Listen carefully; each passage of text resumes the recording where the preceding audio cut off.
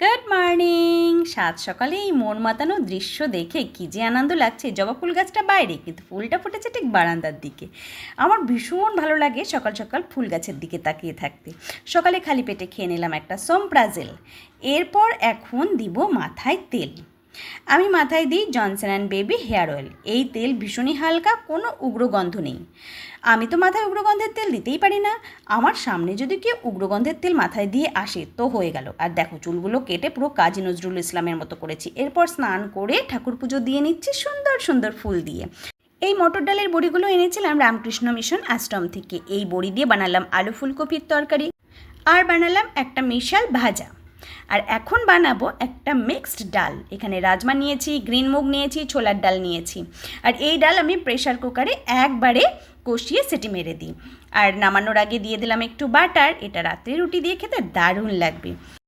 রান্না কমপ্লিট হয়ে যাওয়ার পর আজ রান্নাঘরের সমস্ত কন্টেনার মশলাপাতি সমস্ত কিছু মুছে পরিষ্কার করে নেব। মাঝে মধ্যেই আমি এটা করি, আর এখন করছি তার কারণ সন্ধ্যাবেলায় হয়তো তোমাদের একটা গুড নিউজ দিতেও পারি।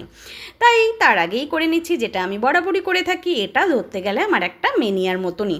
সব কিছু পরিষ্কার করে একদম ক্লিন করে রাখছি। বাসন রাখার সেলফটাও ভীষণ সুন্দর করে মুছে নিয়েছি।